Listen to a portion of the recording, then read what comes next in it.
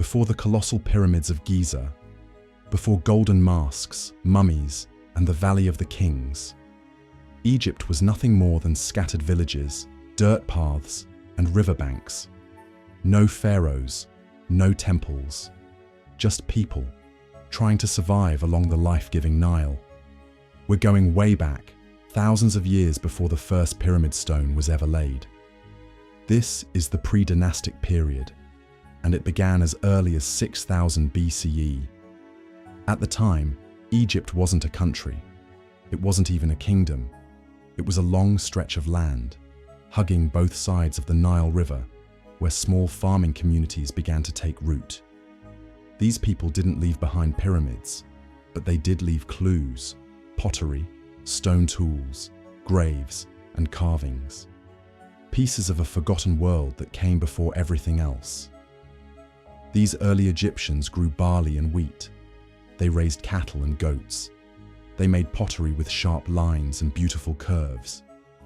The Badarian culture, one of the oldest we know of, lived in the south, what we now call Upper Egypt.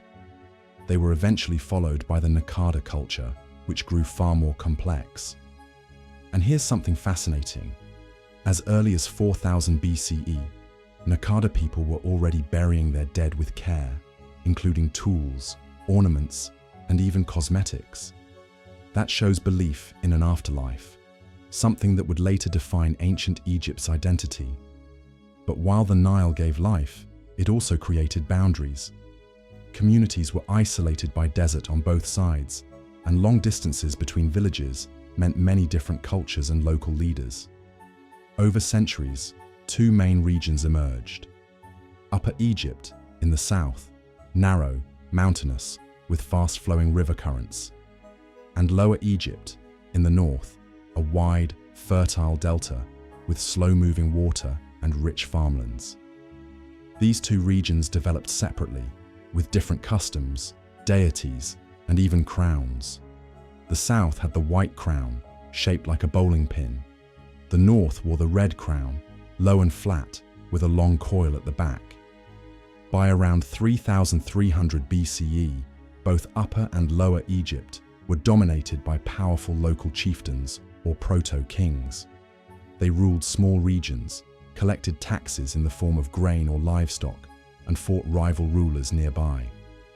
But eventually, something began to shift. Trade expanded, conflicts grew larger, art became more symbolic, and instead of tiny tribal lands, larger kingdoms began to take shape, especially in Upper Egypt. It's there that a ruler would emerge, one who would forever change Egypt's destiny. But before we get to him, let's take a closer look at how the Nile itself shaped everything. Not just life and death, but even the idea of kingship. Every year, the Nile flooded like clockwork. That flooding brought rich silt that allowed crops to grow in the desert. It was dependable, rhythmic, divine. The people came to believe that just as the Nile brought order to chaos, a strong leader could do the same for society. Out of this belief, the earliest foundations of kingship were born. The ruler wouldn't just be a man, he would be a force of order, a divine presence, a bridge between gods and people. This idea didn't appear overnight. It grew year after year as leaders gained more control, more land, and more religious authority. By the late Naqada period, some kings were already being buried in massive tombs at Abydos, with dozens of offerings and even human sacrifices. All of this was leading to one moment, one unification, that would change everything. Around 3100 BCE, the scattered regions of Egypt were on the edge of something big. The long rivalry between Upper and Lower Egypt was about to end, not in negotiation, but in conquest. From Upper Egypt came a powerful leader. His name? Narmer. Some ancient records refer to a king named Merneith, said to have united the two lands.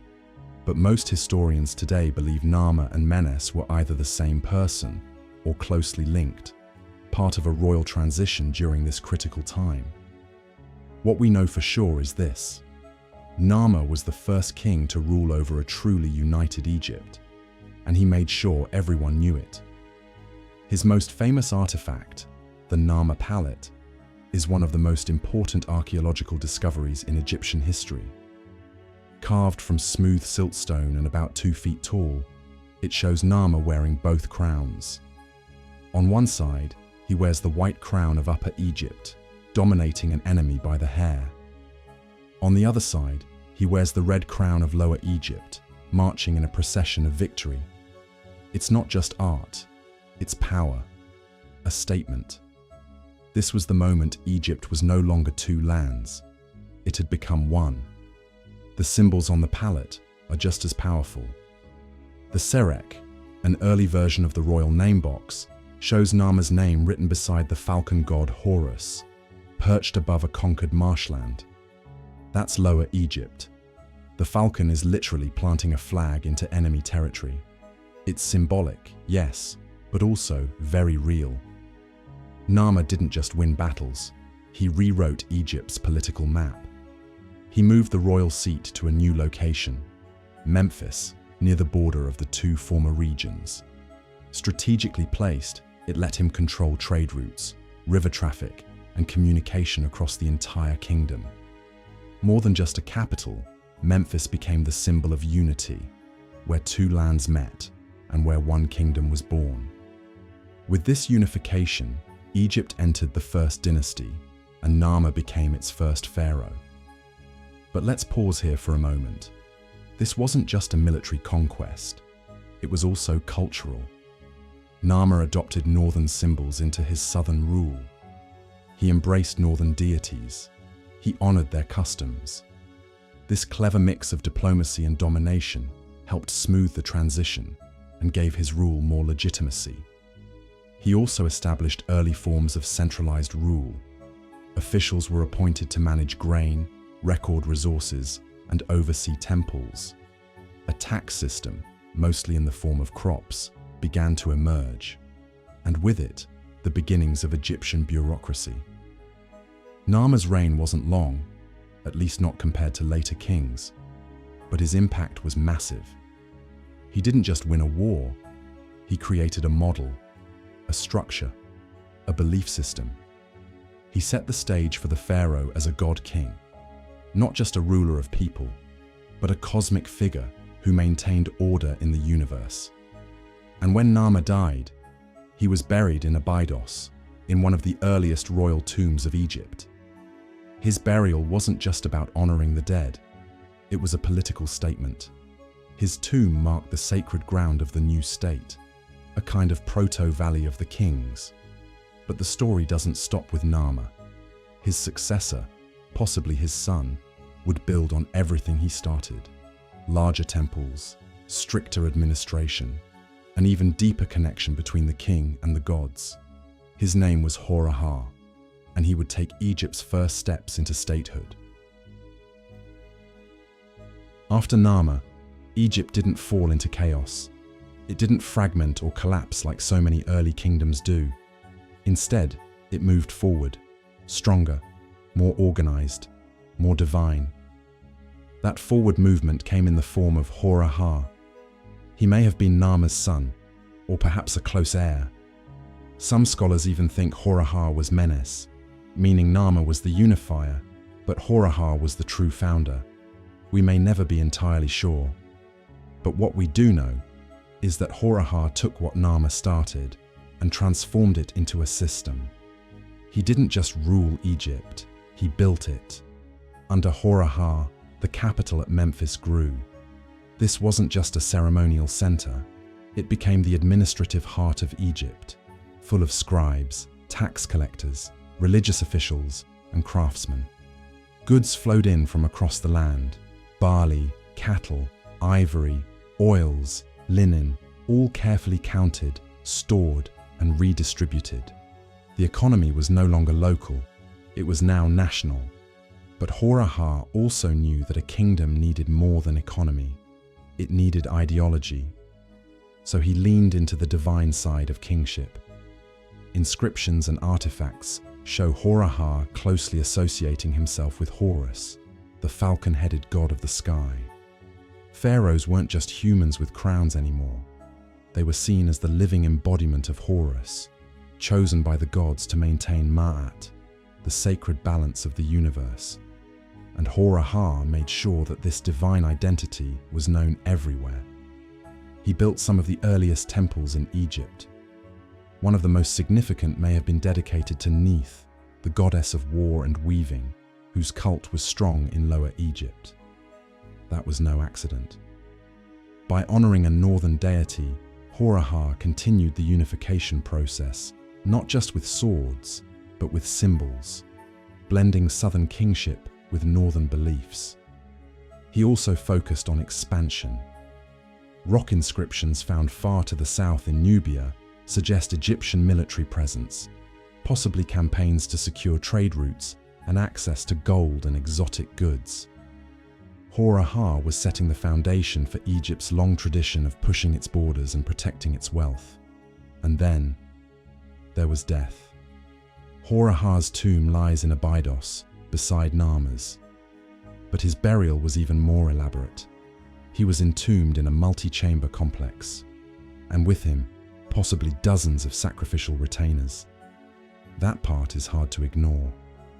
At this early stage, kings were often buried with servants, guards, and even animals, sent to the next world with their ruler to serve him in the afterlife. It's a brutal reminder of how seriously early Egyptians took the idea of divine kingship. The pharaoh didn't go alone. His entire court sometimes went with him. But it also shows how established the royal cult had already become after just 2 reigns. By the end of Hor-Aha's time, Egypt was no longer in its infancy. It had a capital, a bureaucracy, a growing religion, and a tradition of strong divine kings who ruled not just through power, but through belief. And as Hor-Aha passed into legend, his son would rise to the throne next. King Jer, a name you may not know, but one who ruled for decades and left behind one of the largest tombs of the early kings.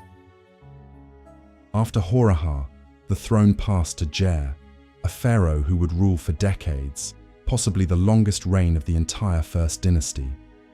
Under Jer, Egypt entered a new phase, not just unified, but stable, sophisticated. Royal rule became more deeply rooted in daily life. We start seeing clearer administrative control, seals marking storage jars, tombs filled with carefully catalogued goods, even evidence of government oversight in distant parts of the kingdom. But what truly stands out is Jer's tomb. Located in Abydos, like his predecessors, it's not a simple burial. It's a sprawling complex with over 300 subsidiary graves. That's right, 300. Each of these likely belonged to servants, bodyguards, and officials sacrificed to serve their king in the afterlife. It's horrifying, but telling. Early pharaohs were believed to need a full household in death, just as they had in life. Over time, Egyptians would find more symbolic ways to honor the dead, like using Shabti figurines. But in these early years, the pharaoh's divinity was backed by real blood. Jer's tomb also gives us early clues about Egyptian medical knowledge. A preserved mummy arm, thought to be his, showed signs of wound treatment, possibly even surgical care. Whether or not it belonged to Jer himself is debated, but it reveals that even at this early stage, the Egyptians had begun developing surprisingly advanced medical practices. After Jer came King Jet, sometimes called Waj. His reign was shorter, possibly just a decade, but still significant. His tomb at Abydos had elaborate carvings and the earliest known use of the full royal seric, with the Horus falcon perched atop it, a style that would last for millennia. Jet's reign was also one of the first in which we see symbolic art used to represent the pharaoh's eternal nature, images carved not just to record, but to immortalize. But perhaps the most fascinating ruler in this period wasn't a man at all. Merneith. she's one of the earliest known female rulers in Egypt's history, possibly the wife of Jet or the mother of his successor, Den. Whether she ruled as a queen regent or as a full pharaoh is still debated, but the evidence points towards serious power. Her name appears on royal king lists. She had her own tomb at Abydos, right next to the king's, with the same layout, the same offerings, and the same status. Like Jer's, her burial also included dozens of sacrificial burials, and even a solar boat, a vessel meant to carry her soul through the afterlife with the sun god Ra. This wasn't a simple noblewoman's grave. This was royal. There's also a stone stela bearing her name, carved with precision and reverence, something normally reserved for pharaohs. It's incredible to think. Over 1,000 years before Hatshepsut, and long before Cleopatra, Merneith ruled Egypt. Quietly, powerfully, and very possibly in her own name. By the end of her reign, Egypt was nearly a century into dynastic rule. It had endured succession, political transitions, and cultural shifts, all while growing more unified. And now, with Merneith's son Den about to take the throne, Egypt was about to enter a golden phase of innovation, strength, and structure. When Den took the throne, Egypt wasn't new anymore. The idea of kingship had been established. Temples were being built, taxes collected, territories managed. But Den brought something new: structure. He reigned for decades, and under his leadership, Egypt became more than just a kingdom. It became a state. For the first time, we see detailed inscriptions of royal achievements, including military campaigns. Den led expeditions into Sinai, expanding Egypt's control over valuable trade routes, mining regions, and foreign resources. These weren't simple raids. They were organized campaigns with supply lines, soldiers, and documentation. On one famous artifact, the McGregor label, Den is shown striking down an enemy, wearing the double crown, white and red together, the full symbol of unified rule. This is the first time a pharaoh is ever shown like this, and that crown meant something real. Egypt was no longer Upper Egypt dominating the north. It was truly one country now, managed by scribes, priests, tax officials, and soldiers, a centralized machine. Den's reign also shows the growing use of hieroglyphs, used to mark goods, communicate laws, and inscribe royal titles. Writing was no longer just decoration. It was becoming a tool of state power. His tomb, like his predecessors, was in Abydos, but it stood out. It included a staircase, the first of its kind in royal tombs, possibly allowing priests to descend into the burial chamber for rituals, even after the king was buried. This detail is subtle, but huge. It shows that royal cults weren't just about death anymore. They were becoming institutions, ongoing practices. The pharaoh's memory was to be maintained forever, with rituals, prayers, and offerings. After Den came Anajib. His rule is less well documented, but there's evidence of growing internal conflict. Anajib may have tried to change certain traditions. Some say he falsely claimed jubilees or Sed festivals, royal celebrations meant to renew the king's power after 30 years of rule. That may have weakened his legacy, and his successors took notice. Semakhet, who followed him, may have been a usurper. His reign seems troubled. There's evidence of damaged inscriptions and later erasures of his name, possibly due to unrest or rebellion during his time. But what's clear is that the dynasty was entering a time of transition. The divine image of the king was still strong, but political tensions were surfacing. The central system was evolving, but it wasn't invincible. Then came the last known ruler of the dynasty, Hor-Aha. Hor-Aha's reign brought stability back, at least for a time. His tomb was one of the largest at Abydos, with evidence of skilled construction, strong administration, and continued royal cult practices. His officials left behind records, names, and even labels of goods, showing how the state tracked supplies and taxes. But by the end of Qa's rule, the First Dynasty was reaching its natural conclusion. Egypt had changed. It was no longer the wild tribal land Narmer had united. It was now a kingdom of officials and rituals, cities and storehouses. The foundation had been built, but new challenges were coming. And when the Second Dynasty arrived, so did a whole new set of rulers, ideologies, and political experiments. But even as Egypt evolved, the legacy of the First Dynasty never disappeared. They were the first to wear the crowns, the first to be buried as gods, the first to show that Egypt could be one land, under one ruler, forever. The First Dynasty may not have left behind any pyramids, no golden statues, no sprawling temples that still tower over the desert, but their impact, it's carved deep into Egypt's foundation. These rulers, Narmer, Hor-Aha, Jer, Merneith, Den, Ka, and the rest, shaped the system that every pharaoh after them would inherit. They took a land of farmers and small tribes and turned it into the most enduring civilization in human history. Think about it. The idea of the pharaoh as a god, that started here. The concept of a unified Egypt, ruled from a capital with roads, trade, and bureaucracy, also here. Temples, rituals, tombs, all connected to the king's eternal soul. Here, they even set the tone for how pharaohs would be remembered, with names enclosed in serex, with sacrifices to secure their journey into the afterlife, and with eternal cults that kept their memory alive long after death. And their chosen burial site, Abydos, remained sacred for generations.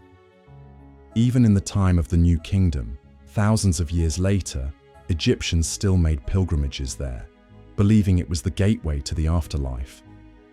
The tombs of Narmer and his successors became part of something eternal. But maybe what's most striking is how quiet their legacy became. Without pyramids to point to, without towering monuments. These kings were buried under the sands of time until archaeology brought them back. No myths were written about them, no legends. But the truth is, none of it. The grandeur of Giza, the empire of Ramses, the treasures of Tutankhamun, none of it happens without them. They were the blueprint, the original architects of the Egyptian idea, and in a way, that's more powerful than gold. So next time you think of ancient Egypt, don't just picture the pyramids. Think of Narmer, staring down the delta with both crowns on his head. Think of Merneith, a queen in a man's world, ruling in silence and strength.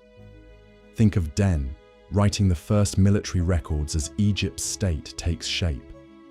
Think of a land just beginning to realize what it could become. Before the pyramids, there were kings, and they were never meant to be forgotten.